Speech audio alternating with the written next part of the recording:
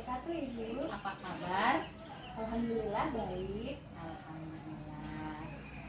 Bu Atin, jadi pagi ini saya akan mengobservasi Bu Atin di dalam kelas. Namun sebelumnya saya akan melakukan pra-observasi. Bersedia Bu Atin? Bersedia. Oke. Jadi yang pertama Bu Atin, kira-kira ini nanti topik yang akan dibahas di kelas berapa Bu Atin hari ini?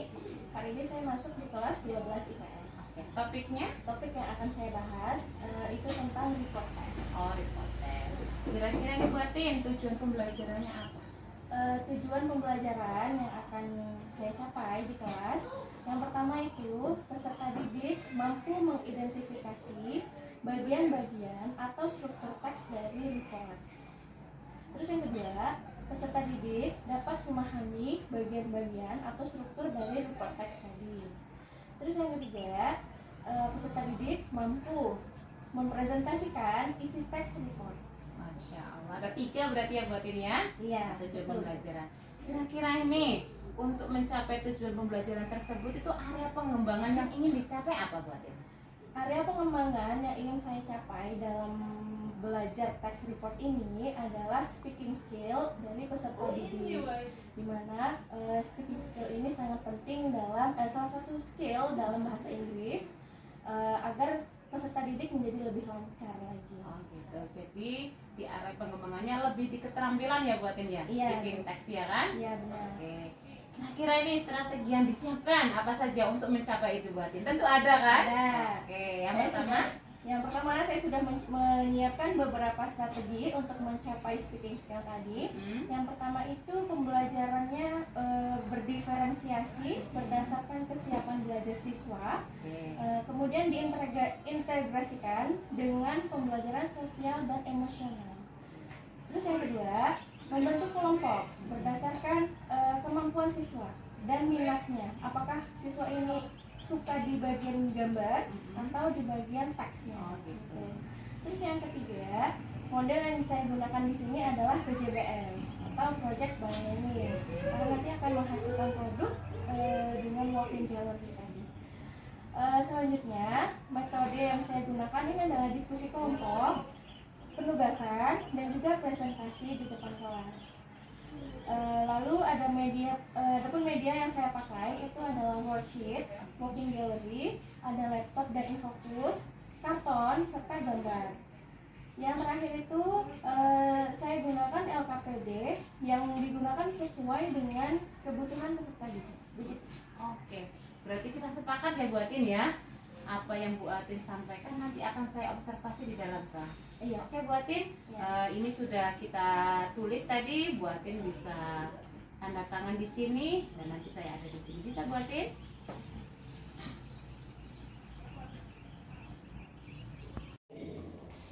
Assalamualaikum. Good morning. How are you today?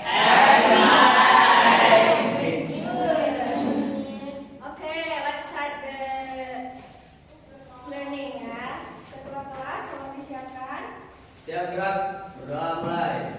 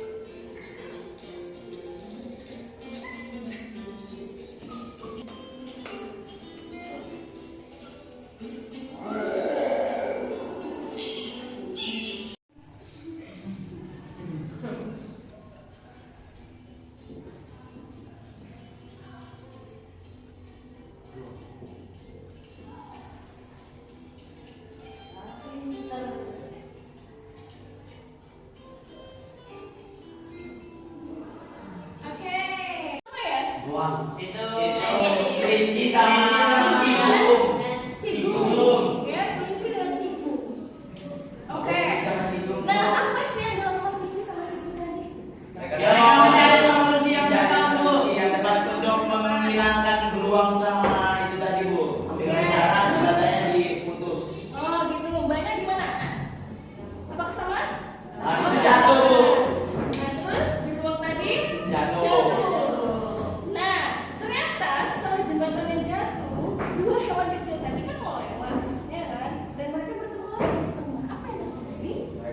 Mereka dengan kepala yang dingin mengatasi solusinya dengan cara sibungnya menunggu ke bawah gitu lompat di sini. Oh, very good buat kamu.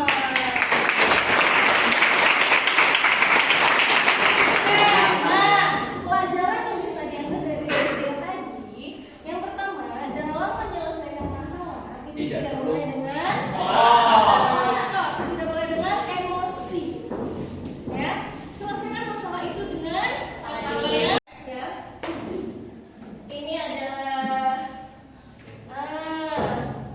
pengertiannya di sini. Namun sebelum kita membahas tentang ini konteks ini, sebelumnya Ibu akan menjelaskan dulu tujuan kita belajar report itu apa sih? Yang pertama, supaya kamu itu mengenal struktur-struktur dan juga unsur-unsur yang ada di dalam report teks ini. Karena setiap teks itu pasti ada unsur-unsurnya, ya kan? Yang kedua, setelah kamu paham, ya kamu bisa mempresentasikan tadi itu isi dari report teks itu apa sih? Ya, nanti akan Ibu berikan contoh dari teks. Nah, dari situ kamu bisa membeda-bedakan tuh mana nih bagian yang pertama, struktur yang pertama, tujuannya apa, ya kan? Kemudian bahasanya apa sih? Gitu. Jadi nanti kamu bisa genre is writing presents information about a specific topic. Kalau diikuti sama kata kerja, dia digabung atau dipisah? Kalau diikuti sama kata tepat atau perkataan tepat, digabung atau dipisah? Bisa. Contohnya, kalau dimakan digabung nggak? Kalau di sekolah dipisah? Bisa. Oke. Sekarang kalau kamu mendengar preposisi yang menggunakan kata kerja, misalnya saya bilang dimakan, kamu tepuk satu kali. Hah? Kalau Ibu bilang preposisi yang menggunakan kata tepat atau mengurangi tempat di sekolah, tepuk dua kali. Paham? Paham. Bisa dicoba?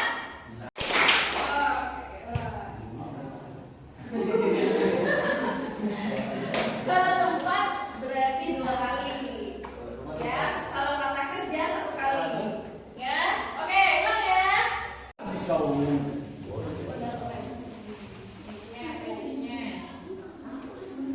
Isinya yang bagus.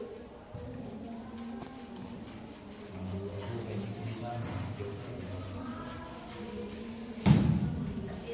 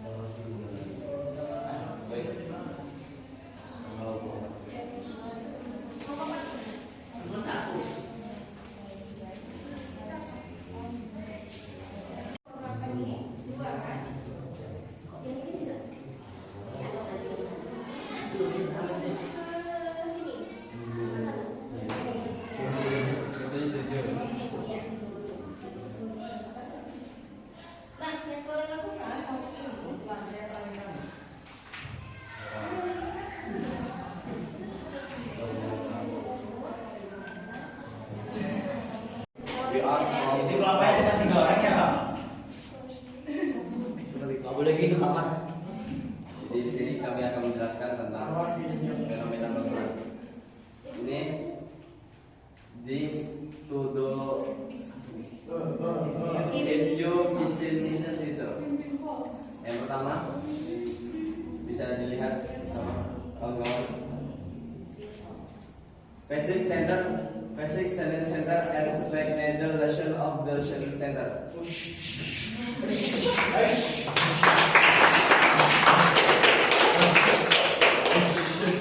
Jadi bangunan ini adalah bangunan bangunan apa? Bangunan Monas. Ini adalah bangunan. Ini adalah bangunan Pacific Center. Kenapa? Oh, kenapa? Iya. Ini Oh iya. Pacific Center. Yang ini bangunan Spike Needle. Kenapa disebut Spike Needle? Karena bentuknya seperti jarum. Iya. Berapaan itu? Next. Experimental work of Chihui and glass. And glass. Jadi ini bangunan dalamnya, bagian dalamnya. Bagian dalam dari bangunan di atas. Ini terbentuk dari kaca yang sangat indah. Ini kelompok. Iya. Ya.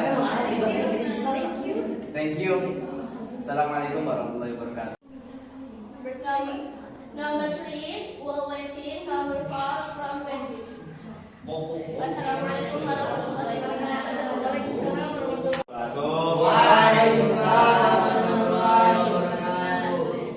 Saya dari 4 kelompok, saya kelompok 2 akan mempresentasikan karya kami yang akan disampaikan oleh mbak-mbaknya.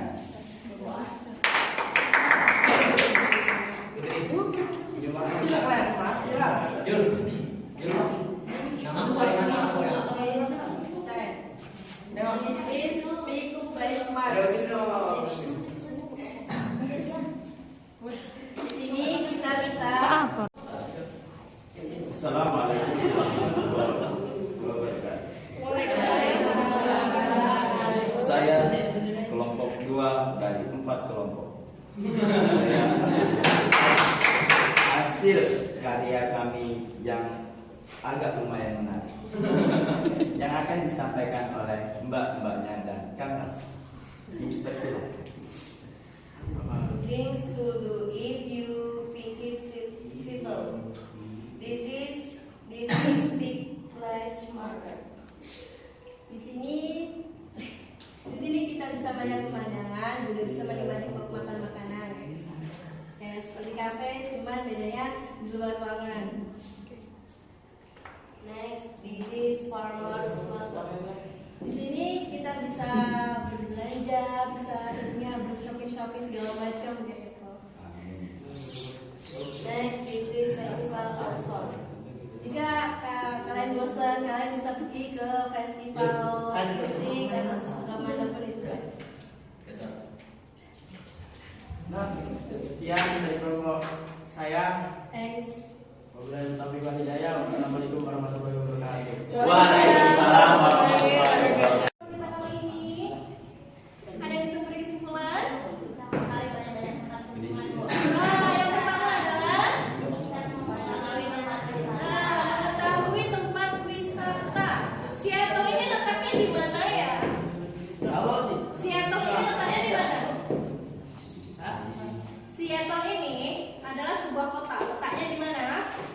Di Washington atau di Amerika. Nah, kesimpulan kita hari ini, kita sudah belajar tax report, ya. Nah, contoh tax report tadi adalah apa judulnya? Things to do in Seattle. Nah, yang kamu presentasikan tadi itu adalah apa saja sih yang ada di Seattle? Itu masuk ke dalam report